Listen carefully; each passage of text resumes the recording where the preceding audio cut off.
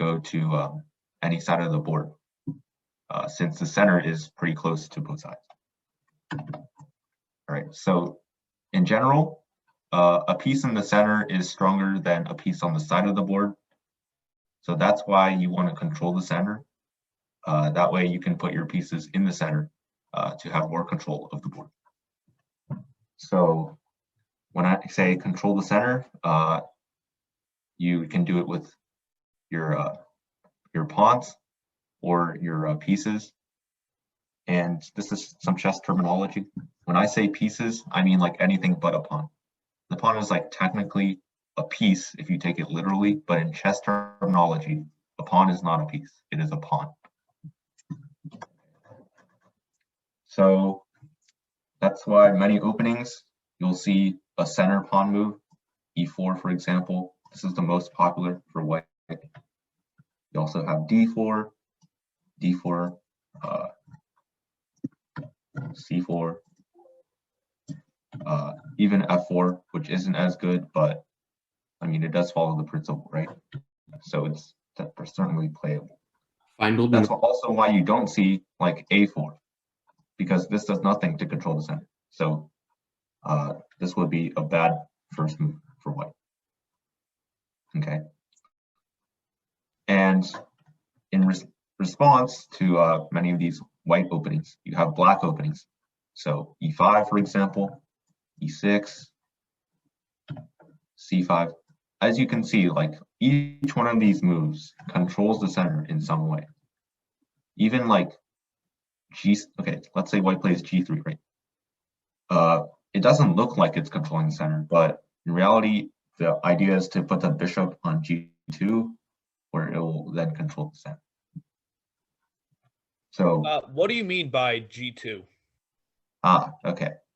I suppose we'll have to go over that as well. So luckily, ChessBase does come with these handy coordinates on the side of the board. So when I say like g2 or e4 or whatever, I mean a square. Okay, so as you can see on the bottom here, you've got these letters. On the side, we've got numbers.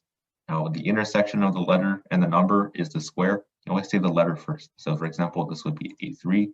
Oops. a3.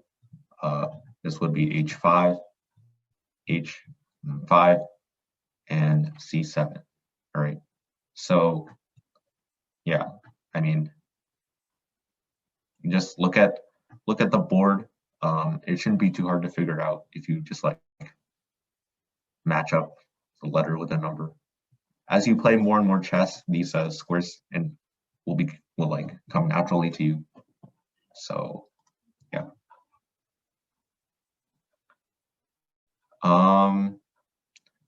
Yeah, we can talk about more like specific things in notation, which is sort of what this stuff is called another time.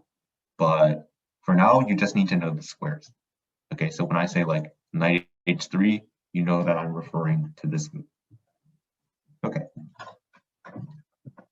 So back to what I was saying, which is just to summarize this first point here, is that in the opening, your every move should somehow control the center, right? Either prepare to control the center or like control the center directly. You don't play moves like h4 unless they somehow control the center, okay? Like sometimes there are cases where you attack a piece of your opponent that is controlling the center using your, rook pawn. But in general, these moves don't control the center and waste time. Okay, so that was very quick, I would say, but so if you have questions, don't be afraid to ask. Are early knight moves a bad idea? Early knight moves, okay, good question. See, your knight, right, at the start of the game, your knights can either go this way or this way, right? So judging from what I just said, which way do you think the knight should develop in general? F3? Yeah, because F3 controls the center, right?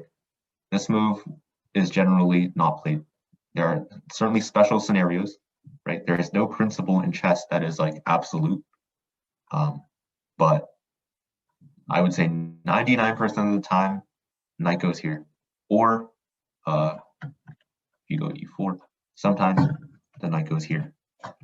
But objectively, this is the best one, right? Because you control 2 center squares. All right. Anything else? Yeah, is bringing your queen out to defend the center or to control the center a good idea?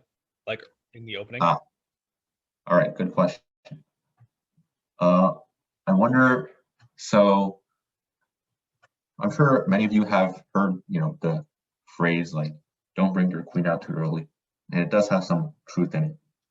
But the reason you don't bring out your queen early is because it gets attacked, right? We'll go over that in more detail in a second.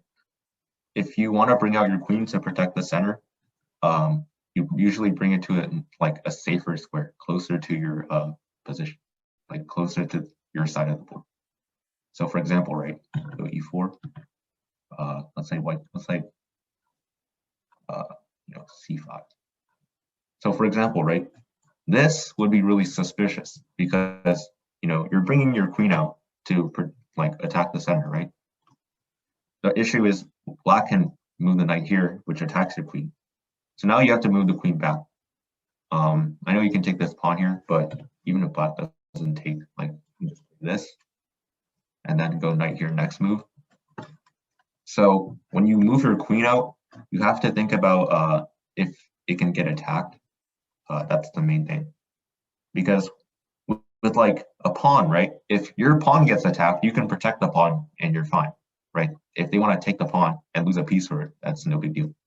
You bring your queen out and they attack it, well, you're going to move your queen because you don't want to trade off your queen for like a knight or a bishop, right? So yeah. So the queen isn't like as expendable as pawns, knights, bishops. So that for that reason, you want in the opening, you want to keep the queen somewhere safe. So to sum up, it's good to develop the queen to control the center, but you want to develop it very cautiously. All right. Questions? Any more? These are good questions. These are great questions, by the way. All right. If no more questions, let's move on. So we got control the center, right? The next thing you want to do in the opening, it should be pretty intuitive. Does anyone want to guess?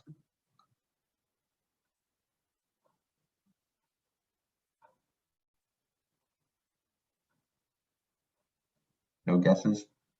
All right. I'll guess. Yes, Kevin. You want to, after developing your pieces, do you want to try to castle? That's funny because you actually said both. Oh. But I would say intuitively, you want to develop your pieces. And by developing your pieces, I mean just moving them out, right? How are you going to win the chess game with this position, right? You don't. You have to move your pieces out so they actually do stuff, right? That's why e4 is a great move. You control the center with the pawn. You let the bishop come out. The queen can go this way too if it needs to. And yeah, so e4 very good move. d4 also very good. Same idea, right? Controls the center. The bishop can develop. So yeah. So, and that's also the reason why moves like c4 are less played, because when you play c4, you don't help develop a bishop. So c4 and f4, that's why they're inferior. Knight f3 is good, right? Controls the center, develops a piece. Yeah. And here's something important. When you move pawns, you're not developing pawns, okay? Pawns aren't meant to be developed. They're so weak, like if you develop a pawn, it doesn't do anything. The reason you move pawns in the opening is to control the center and to allow your pieces to come out. Because when you start off the game, your pawns essentially like obstruct all of your pieces from coming out, except for the knights. So that's why you have to move the pawns early, so then your bishops can come out, and your queen can, develop to a nice square. And yeah, and also the pawns control the center. So yeah, I guess the key point is don't move a pawn and say I'm developing a pawn, all right? Because you really don't need to develop a pawn. You need to move the pawn so you can develop your other pieces. That's why you move the pawn in the open. And that further emphasizes why moves like this are terrible, right? Because you are developing your h pawn, which is actually not developing, and you're not bringing out any piece by playing h4. And the only reasonable, only logical conclusion of, or the only logical reason to play h4 is to bring out your rook, and we'll actually discuss why that's a very suspicious idea. Okay, so now we said bring out your pieces, right? Should probably be pretty obvious. Of course you want to bring out your pieces. But what pieces do you bring out and in what order? Okay. So remember what we said about the queen being very expensive. And remember how we said if we bring out the queen and it gets attacked, you got to run? Well, for that reason, you want to bring out the cheaper pieces first. Okay, so the knights and bishops. Some people like to say bring out the knights first, but in my opinion, usually doesn't matter what order. It's just that you want to do the knights and bishops before your queens and rooks. Okay. So if we follow like a typical opening, e4, e5, knight f3 here. Knight f3, knight c6, bishop c4, bishop c5. Both sides play very naturally, right? Bringing the knight to a good square in the center, bringing the bishop to somewhere where it controls the center. Same thing with black. Okay. You always bring out knights and bishops first, because if they get attacked, they are easily protected. So if we give an example here, white plays d3 to support the center and release this bishop. Let's say black plays d6. White plays knight c3. Natural moves. So here's the thing. All right, if black attacks this knight, so to speak, right, it's not really attacking because you don't have to answer to this, right? Are you about to own my queen? Are you about to own my queen? Say that again? Are you about to own my queen? Oh, not really, because you're not going to move this knight, right? For obvious reasons. If you move the knight, your queen is gone, so you don't want to do that. But the only thing this bishop is really attacking is your knight, but it's also not attacking it in reality, because if he takes this knight, you just take back, right? You don't lose anything. It's just a trade. Yeah, but wouldn't you? On the other hand, if we wait, no, you could just give him your queen and then checkmate him, right? we're gonna assume that black has the ability to move as well. So if you take queen takes, you can just move the knight out, and obviously white, he doesn't have to take. All right, so we're gonna obtain the ability to cheat here. So suppose we have, all right, so suppose this were a rook, all right, yeah, suppose illegal, yeah, whatever. So suppose this is a rook, somehow you develop your rook here, like a mad genius, but now we see the problem. The thing is your rook, okay, if your rook is under attack, you're gonna move it, right? Because you're not gonna leave your rook there to be traded off with a mere bishop. Now, obviously this position is special, white is winning for other reasons, but suppose this were a normal position and your rook is instead of a knight here, you have a rook and it's under attack. You're gonna move the rook, right? So you're gonna have to move the rook. And the reason this is a problem is because you are wasting time. Instead of developing other pieces, if you had a knight here, you could just develop this bishop, right? However, with the rook here, you're gonna have to move the rook. In this case, you can't even move the rook, but that's not the point. So let me give a better example. Yeah, okay. Wait, no, let's play h4, our favorite opening. h4. Let's play e5 for black. So yeah, rook h3, developing the rook, you know, because rook is powerful. Want to develop rook, win game.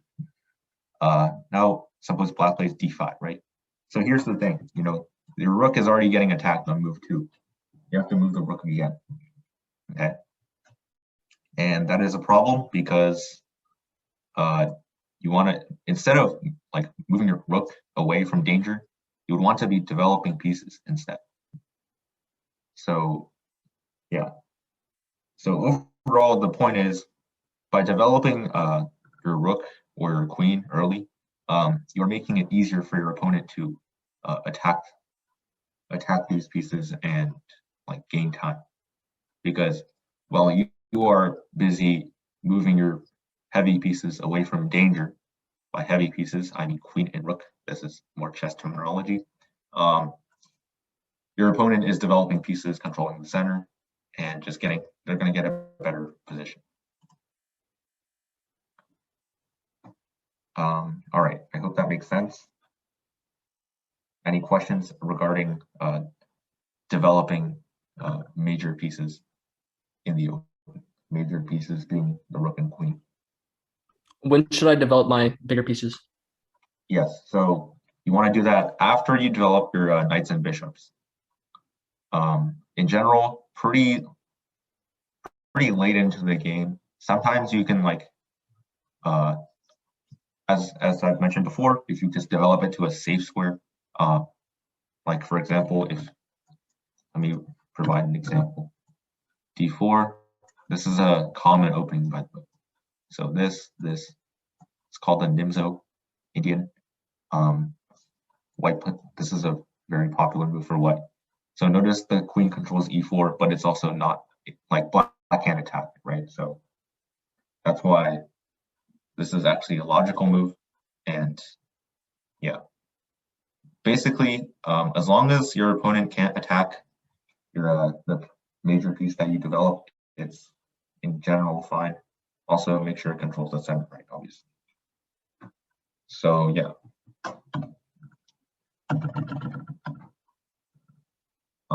I can answer your question in more detail in a second. So here we go. So let's say we have we're going to play the most generic opening ever. You know, this is usually the one that people start off with, something of this sort, right? It's called the Italian, has many variations, but in general, this is the type of thing you'll be seeing: knight f3, knight c6, bishop c4, bishop c5. Let's say white castles. This happens. Knight here. So yeah, let's say black develops here. Wait, that's white's. So like, for example, if you want to develop your rook now, I mean, that's fine. You can move it here. See, e1 is very safe for the rook. You're not going to get attacked on e1. And at the same time, your rook controls the center. So as I said, you know, no rule is absolute in chess. So while you could develop the bishop first, you can also develop the rook. It really doesn't matter in this position specifically. But the idea is, as long as you're not like wasting time, you're fine, right? So like, yeah, if you want to develop your queen, you know, this would be a reasonable square because you're developing towards the center, and it's, you know, in this position specifically, this is maybe not the best square for the queen because you can get attacked potentially, which, as we said, you know, that will cause you to lose time. But yeah, in general, you can develop your major pieces maybe a little bit earlier, as long as it's a safe move. All right. Can you develop pieces by moving other pieces, or by like moving pawns. So let's say your pawn on f2 was able to capture something. Would that develop your rook? I see what you mean. Okay, so in general, development tends to be like, we say moving out our pieces, but I guess the way you're saying is like improving our pieces. So for example, right, this is a good place to show it. White plays this. Suppose black takes. So I guess your question is this rook developed? And I would say yes, because this rook is on a great square already, right? Because you got this nice open file, or open column. File is a column, by the way. So I would say this rook is developed because it's in a very good spot. No need to move it anywhere else.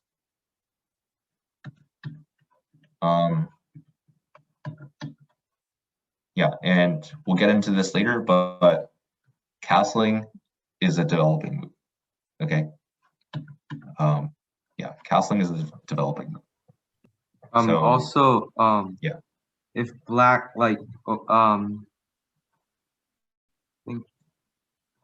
so if black plays knight a5, Knight a5. I think that's so, like a pretty annoying move. What do you think the best? Oh, not there in the very start. Which move? Let me know when to stop. Okay, so yeah, right there. If black plays knight a5. So here. What do you think like is the best move? Okay, so knight a5. This move is, so first off, this is moving a knight to the side, right? So already suspicious, but there is a reason, which is to attack the white bishop. So, well, actually, I think this would be a good spot where we can get some suggestions from the audience. What do you suggest we do with this bishop?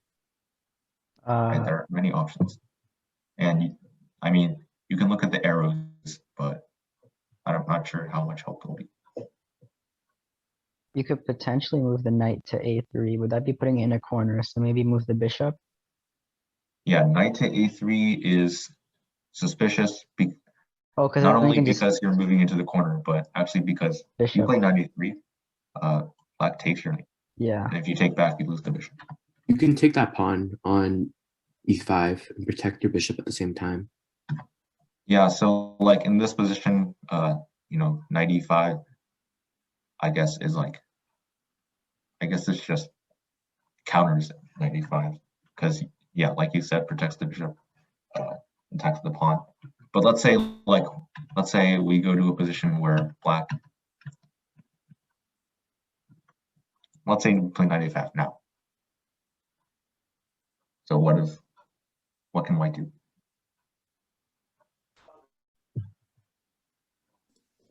And there are, I would move to b3 because Okay. if he takes, then I can open up my rook.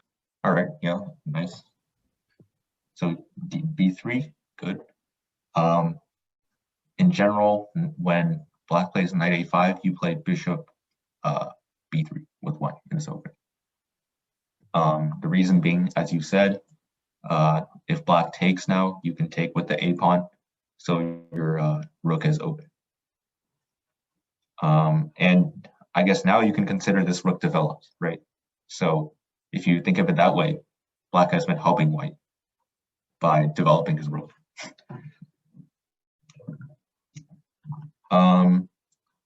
Let's see. So here, I guess the bishop is protected. You can just let white or black take it. There is a reason why people tend not to do that, though. Let's see. I would say, okay, suppose white plays like here. Take. All right, I'm gonna guess that the reason is black can play this. So now he attacks this pawn. You have to defend it, right? So that your moves are b3 or queen e2. If you play knight d5, he plays c6. So knight d5, c6, your knight has to go. You can trade. at the end of the day, this pawn is still threatened. So you still have to play like b3 or queen e2. So b3 just feels like a waste of time because, you know, this pawn doesn't do a lot. This pawn move doesn't do a lot, I should say. You're not controlling the center in any way. You're just protecting the pawn. So essentially, Black was able to develop his bishop for free because you have to respond to this. The other move, queen e2, maybe makes more sense because you're actually developing something. However, I guess the issue is your queen is now stuck here to protecting a pawn, which isn't very good. And yeah, in general, just like being able to take back on b3 is better than taking on c4, because you are able to open the rook, right? So like that's just makes more sense.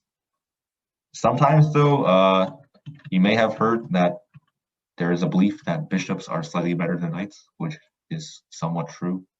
It really depends on the position, but in general, okay, bishops are going to be more valuable. So that's why some people, maybe like you can play a3.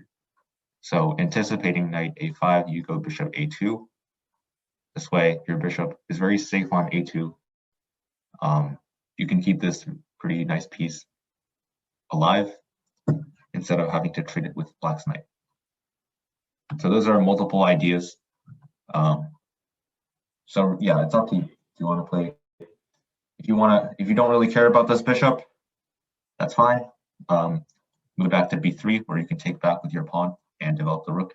Or if you want to keep this bishop, you can play a3. So then go to a2. This is a common idea. Okay. So where were we? Right. So okay. I think that would be a good time to summarize this point. So developing your pieces. Okay. The order you want to. So first of all, we want to keep to our first principle, which is to control the center. Right. So when you develop your pieces, do it in a manner that controls the center. So that's what, so for example, in this position, bishop c4 directly controls d5. So that's very good.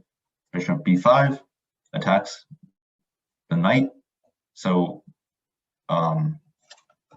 you're like indirectly controlling the center, right? Because by threatening this knight, you have the ability to take it, and then that's one less piece controlling the center for Black. So that would also strengthen your hold on the center. You also have knight c3, you know, develop the knight towards the center, very natural.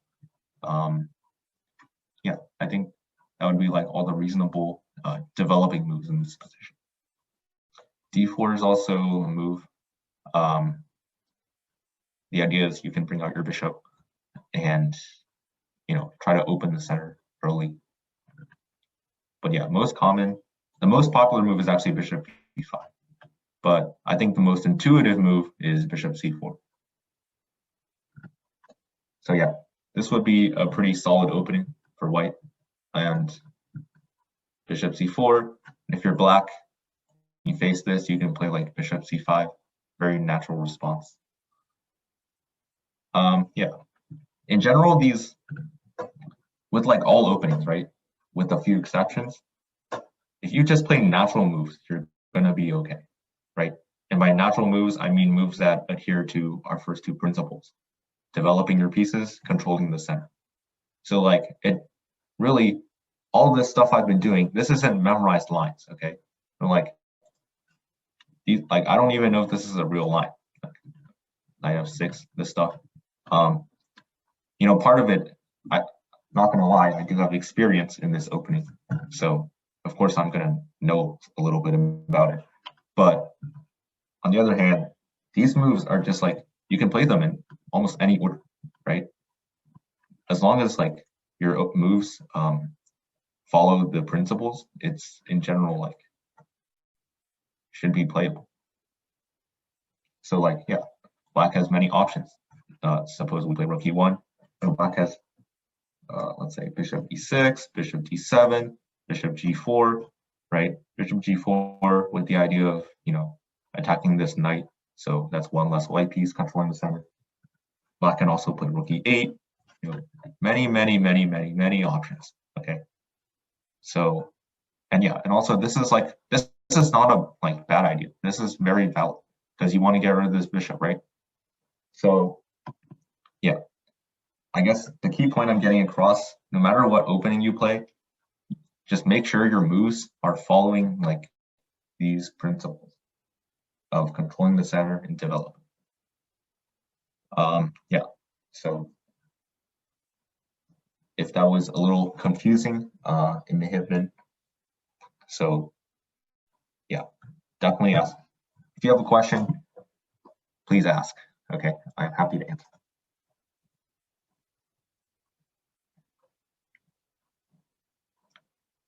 Are there specific names for like a certain order of moves in the opening? Yeah, there are certain openings, right? So for example, we just looked at the Italian. This is called the Spanish. This is just called the four knights because usually black plays this and then four knights, right? Like black plays here, it's a French. Black plays here, it's Sicilian. There are different openings, but no matter what opening you play, right? And some openings are exceptions where you have to play a certain number of move or a certain move in a certain order, otherwise you just die. This is the case in many Sicilians, like e4, c5, and there's many variations where you have to play very exact. But in a typical or intuitive opening like e4, e5, right, where both pieces or both sides just develop naturally, in general, the natural move will be fine. Okay, so bishop here, this is natural, right? This is also very natural. So in general, and in the vast majority of openings probably, playing the natural move will be good enough.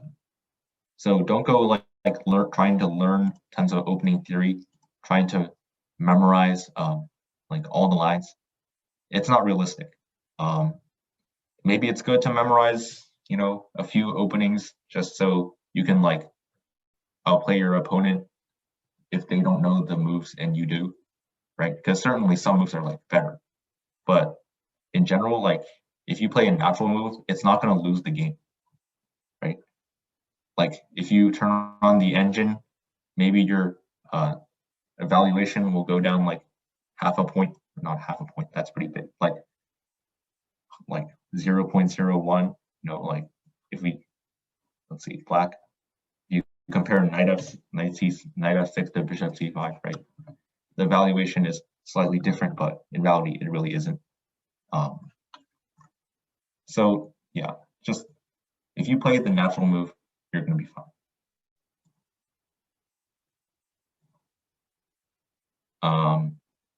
Yeah, so I guess my answer to your question is, yeah, there are many different types of openings, but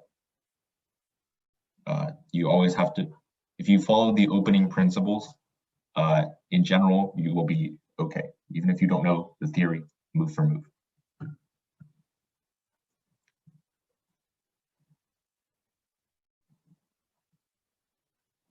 Did that answer your question? Yes, it did. Thank you. Okay, great. Yeah, good question. Any other questions?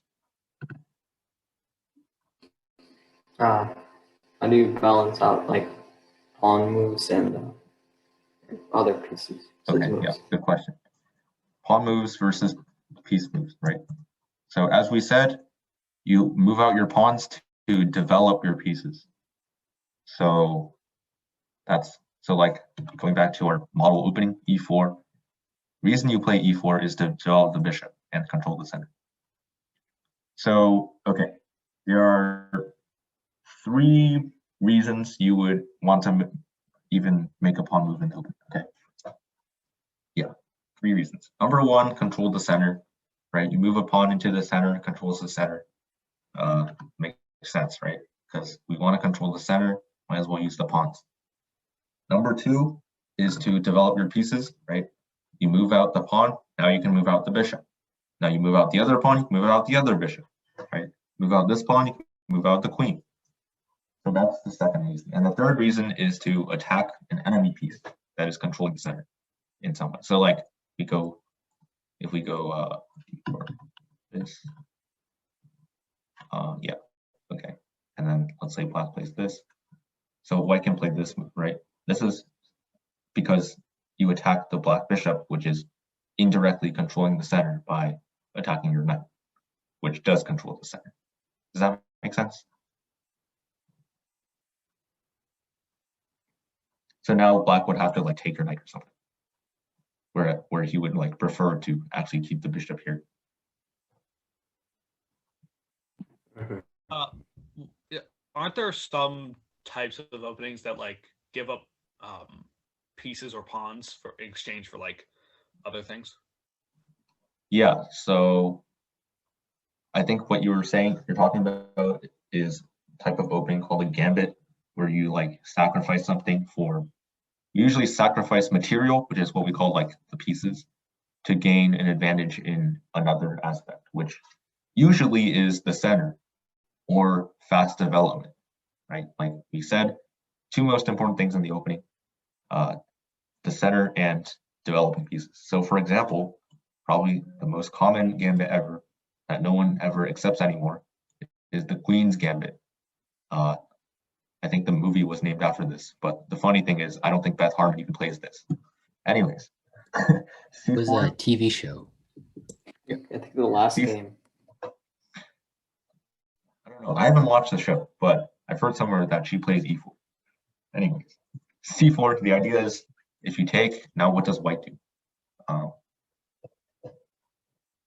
Our more experienced chess players might know the answer.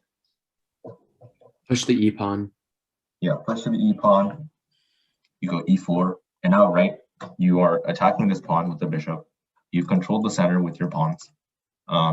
So black has paid the price for, taking a pawn, being very greedy. And let's say he's even more greedy and tries to hold on to it. Well, then, you can just keep developing. And even though you are temporarily down a pawn, you're going to have a much easier time developing your pieces. You're going to have better control of the center. So, like it's definitely worth it for white. And especially because white also has the idea of playing a4 to get the pawn back, right? The idea is if you take, then I will take this pawn. So, yeah. And black would probably respond with this. So if you take back with the c pawn.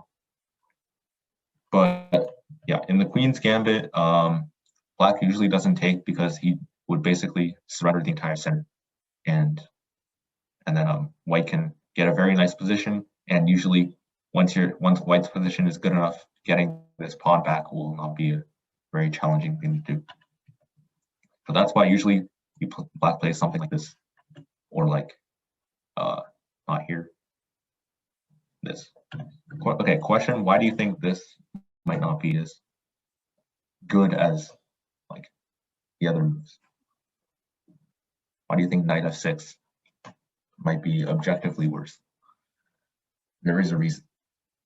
Although it looks intuitive, right?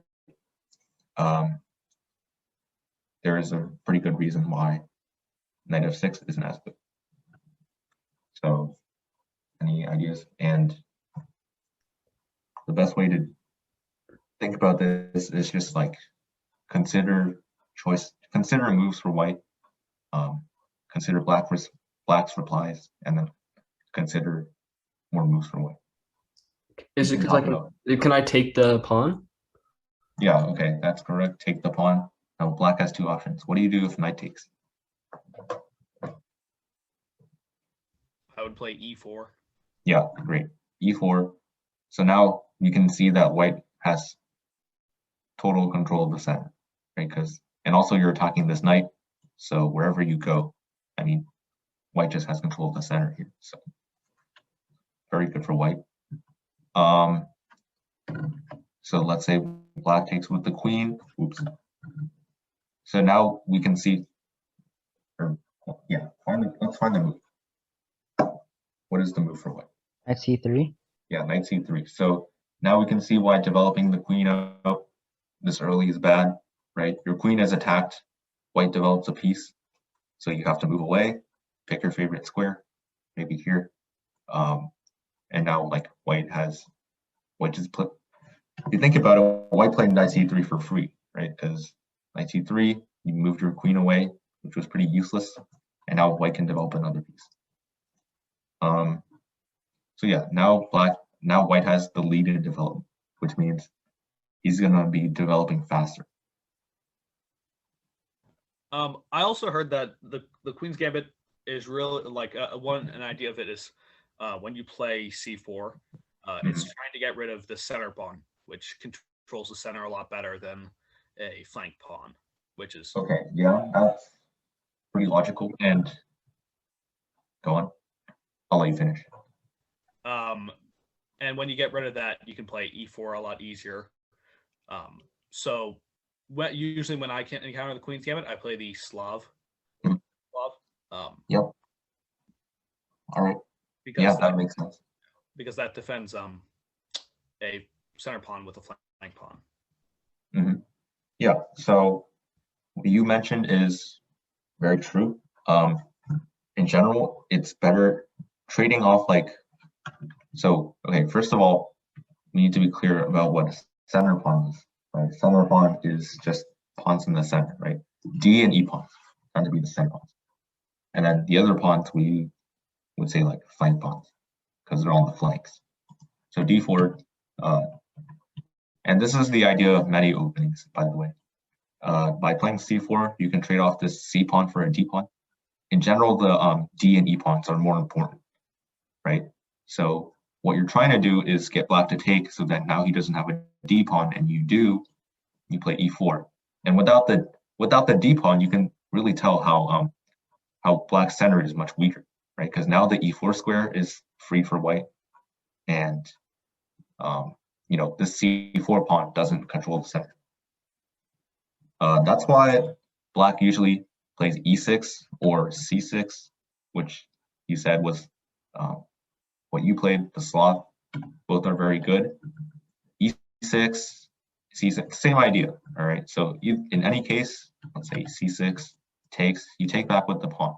So now, instead of losing your D pawn, you don't have a C pawn now, which isn't that big of a deal. E6,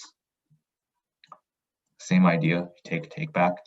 Now you could argue that, you know, this is good for white because he traded off the E pawn for a C pawn, which is like partially true, I guess. But in return for that, black gets really easy development, right?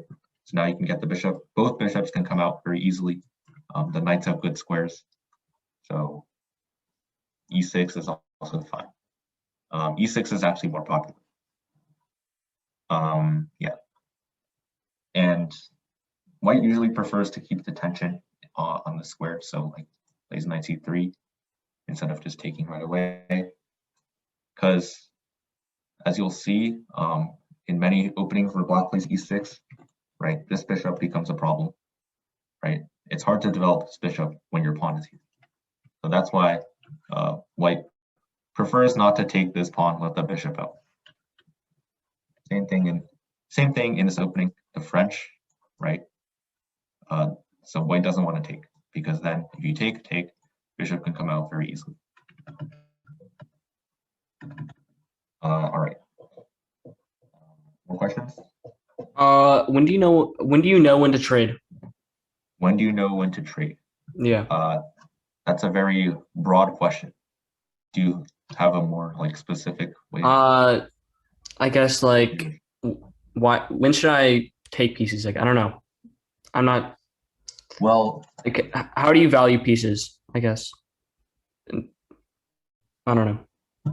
well, there's obviously the value of the pieces, but when you say trade, I'm gonna assume you mean like equal material. So like pawn for pawn, knight for bishop, that kind of thing. Yeah. In general, when you trade something, you have to like think about it. you have to think about will this trade benefit?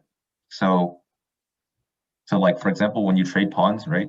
You need to think about, will this pawn trade make my position better? So if we go back, right? So here, E6. So like if you're white, right, you need to think about, will taking this pawn improve my position? And the answer is actually no, because you're improving black's position by getting his bishop out. So for that reason, you don't take. And when you do trade, okay, so trading pawns and trading pieces tend to be different things, but for trading pawns, right, you need to think about, actually, okay, let me rephrase this. So for both cases, you just need to think about the aftermath of the trade. So what is the position going to look like after you trade, right? Is it better than the position you had before you traded or worse? So for here, if you're white and you take, this position is worse for you because black can develop his bishop, whereas in this position, he can't. So, you know, that's pretty logical. And C6, it's a very similar idea. If you trade here, black can develop the bishop or the knight to C6, whereas in this position, he can't, right? So you really just need to think about the position before and after the trade, which one is better. And for pieces, it's just very much the same thing. Just consider, did I trade off, did trading off this piece benefit my position? So we can give an example. Let's see, just like, yeah, okay. Let's play a very random opening. So, all right, this is not something you should play, by the way. This is just for demonstration purposes. Okay, D6, knight here, bishop here. Yeah, okay. So just like, okay. Now this is a very bad example, but let's make this a little bit better. So C5. Here. All right, okay. This is a very extreme example that will never happen, but the idea is what matters. Okay. So do you want to trade off this knight for this bishop? No, No. Okay. And what? because the bishop can't do anything. Yeah. So the bishop is clearly this inferior piece, right? Bishop can hardly move, whereas your knight, it's in the center, can't get attacked by a pawn. It's very strong. So you don't want to trade off your strong pieces for your opponent's bad pieces, right? Although the material value is the same, you can tell that this knight is like more valuable in a sense, right? Because it's more active. So when you trade, you also have to consider that, right? Consider, are you trading off a good piece or a bad piece? And of course, there are times where like it's just a trade, right? There's not too much to think about. So if we go,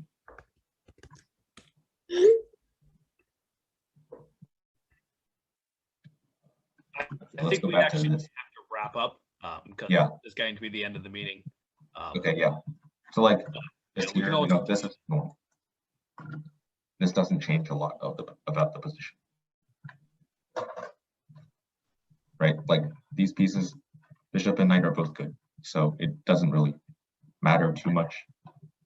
But the reason you take for black is actually so the queen has to go here instead of controlling the center.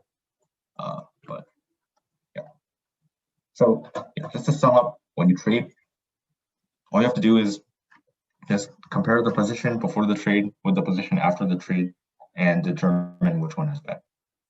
It's actually what you do for like most things in chess. Most big decisions, you just compare position before, position after, which one is better.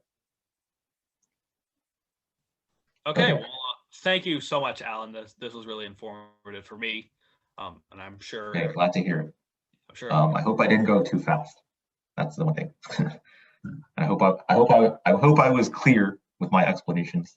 But yeah, in the future, like with any lecture, if I'm ever going too fast or if something's not clear, you should definitely speak up. I mean, like the whole reason for this is to you know, spread knowledge. So I mean, if you can't learn if I'm not clear.